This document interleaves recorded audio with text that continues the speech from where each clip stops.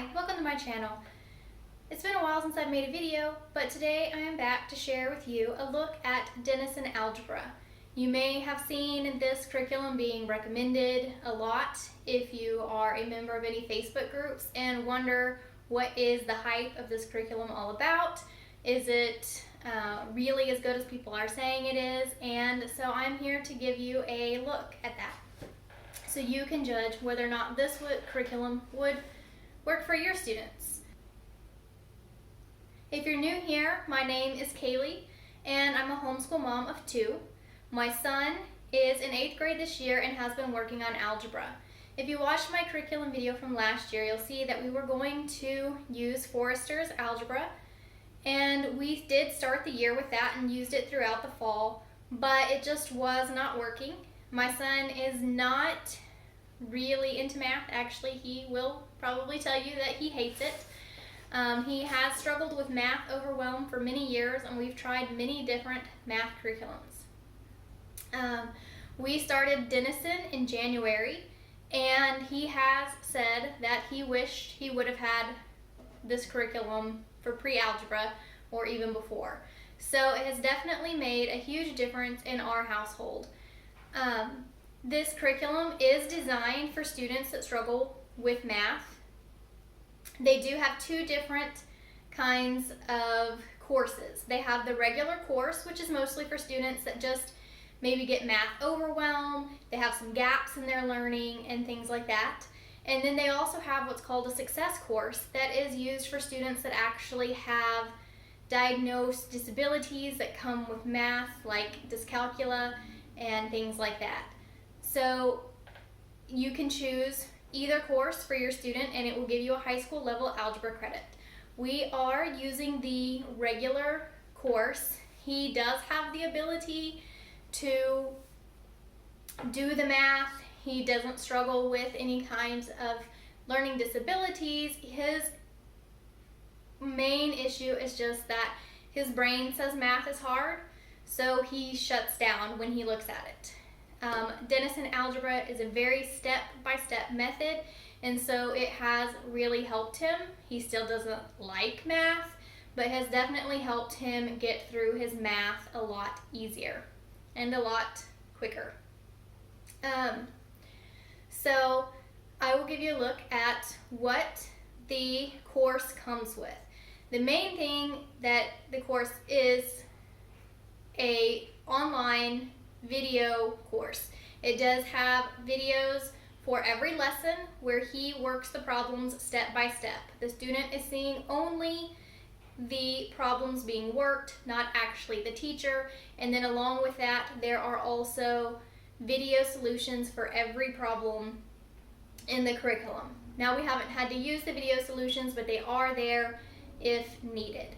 The course also comes with a student textbook. So it's very large, very thick. This has student note pages and student assignments for every lesson. There are 17 chapters, and each chapter has several different sections. So they will use this while they watch the video, taking their notes, and then they will do the assignment that is also in this book. Then it also comes with a solutions manual. So you have a paper version of the solutions. You do not have to watch the videos unless your student is really struggling with a problem, but you can check all of the solutions inside the manual. Now, Denison Algebra recommends that you let your students check their own work immediately following their assignment. I feel like this has been a game changer in our math. My son has always really shut down whenever I've had to tell him, you got these problems wrong on your math. So this has eliminated me doing that. So when he finishes his assignment, he gets the solution manual out and he checks his own problems. And I think that it helps him to go there immediately and see exactly what he did wrong so that he can fix it, instead of me having to tell him whenever I get around to grading it, which might be later that day or later that week, who knows, This way he can do it himself, and it has eliminated the meltdowns from me handing an assignment back saying you need to correct all these problems. He can see the solutions in here and just correct the problems immediately so that he knows exactly what he did wrong. The course also comes with a parent guide and test booklet. So this is the parent guide, and I have removed all of the tests out of it, so I have them here separately. So the parent guide gives you your instructions, and it has the test answer key in it. It gives you grading ideas and a grade sheet. It has a really simple grade sheet in here for you to just fill out, and it makes grading really simple. Inside the tests, you have 2 forms for each test. There's a Form A and a Form B, so that if they do not do well on Form A, you can have them review and take Test B. We have done this a couple of times, and I'm very grateful that it has those extra tests in here so that he can get that extra practice in, and I don't have to go in and try to make my own test for him. So that has been really helpful.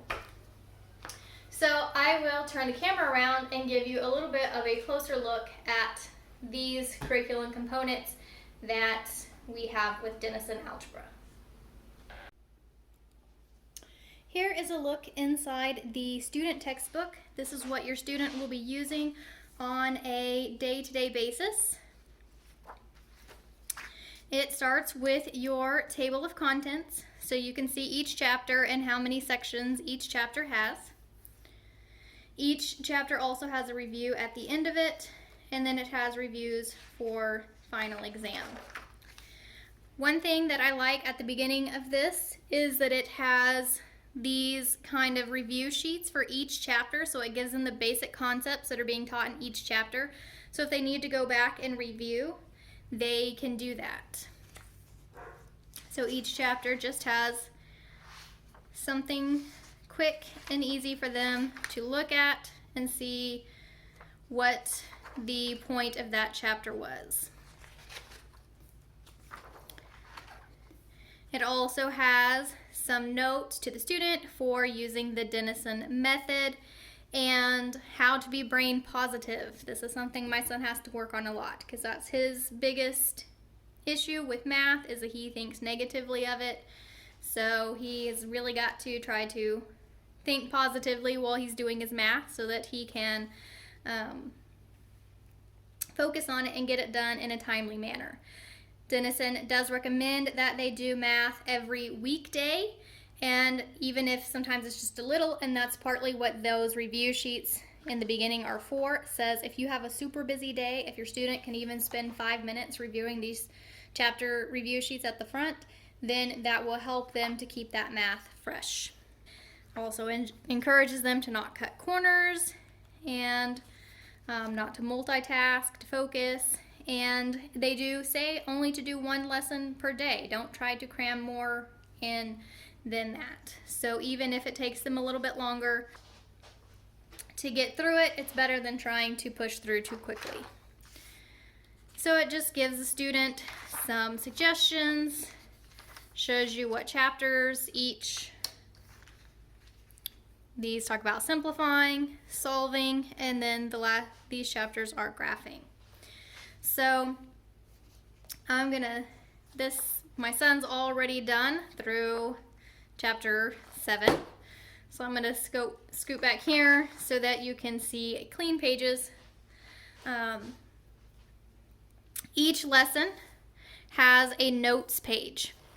This is what your student will see on the video. These problems are exactly what he is working on the videos. So your student can copy down exactly what he's doing and they don't have to rewrite the problems themselves or anything like that. So they work out these in the notes, and then immediately following the notes page, they can move on to the assignment. So they will then work on the assignment pages and then check those in the solutions manual. So here's just a look through some of these lessons. Here on chapter 7, They have the notes review at the end of chapter 7. So it goes back through everything they've been working on. And then it has a practice test for them to take before taking the actual test. So let's just look through some of these. Chapter 9 is word problems. He's going to hate that one. And then the one thing I also like is back here in the graphing chapters, it already has graphs on the pages, so they do not have to use graph paper and write them down themselves like we had to do back whenever I was in high school. We had to create all our own graphs. And so I think this will help him a lot because he is not the neatest student when it comes to doing that. We did try doing some graphing in the Forester's textbook, and he will definitely appreciate these graphs already being on the paper for him. Notes pages and assignment pages. And each one also has a little bit of a review, and it tells you which section it comes from so that if they do need to go back and look at it, they can easily know where they need to go back and look at that. Same thing here, notes 10-2, so they can go back to look at it if they need to. So that is a look at the student book. It is very large, but it's super helpful. Then we have the solutions manual, which basically has the exact same pages for all the assignments as in the student book. It has the problems worked out step by step with the answers. So your student can look in here and see how they made a mistake. If their answer is not correct, they can look in it to see what they did wrong. If they need more in-depth, then they can go to the video solutions and watch the video where he will explain exactly how he works out each problem. So that is a look at the solutions manual. Here is a quick look at the test booklet. These are just the tests, so you can see he did not need Form B for Chapter 2. And then, so like, that's extra pages. Here's Chapter 10 test. You can see here's Form A. And some of the pages, some of them are. It does have problems on the back, sometimes extra page. And then it has a Form B test.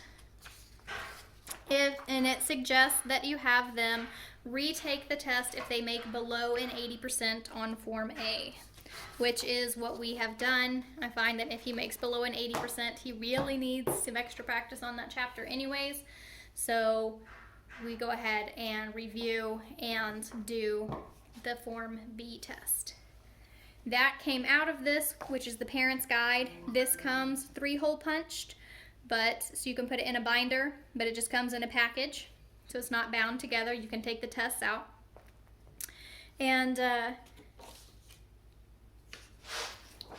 this has some really helpful information in it, especially when it comes to grading. So it tells you here how to grade, and it suggests giving them 10 points for each assignment that they do with the, without trouble, not necessarily without missing problems, but if they do it without complaining or whining or dragging it out, then it pretty much suggests that you give them 10 points for doing the assignment. And then it gives you a place to do test A and test B. So then you would, if they did worse than an 80 on test A, you would cross that grade out and just use the grade for test B. And it has this whole sheet for the whole all the chapters in here for you. Tells you typical day for students, their Denison method explained, and it explains the big hairy algebra concepts, which are those review sheets at the beginning of the student book for each chapter. It tells you suggestions for using a calculator, what kind and when, and then it gives you a pacing guide, so it tells you approximately how long each chapter should take.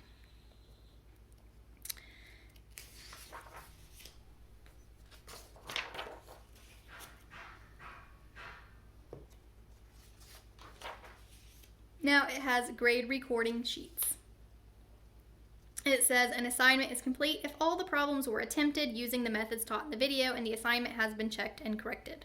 So even if they get a problem wrong, if they've corrected it, they still get the 10 points for the assignments. The tests are worth 100 points each, and it tells you how much each problems are worth. And one of the other things that I really like is it gives you suggestions on like partial grading. So here are the sheets to record grades. It has place for chapter 1, 2, and it goes through each chapter with a place to put grades for all of them.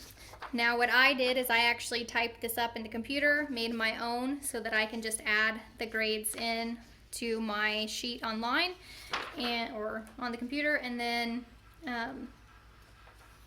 calculate the grades there.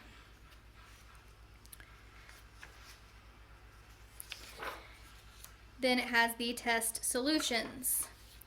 This is one of the things that I like a lot, is that it has suggestions for how to grade.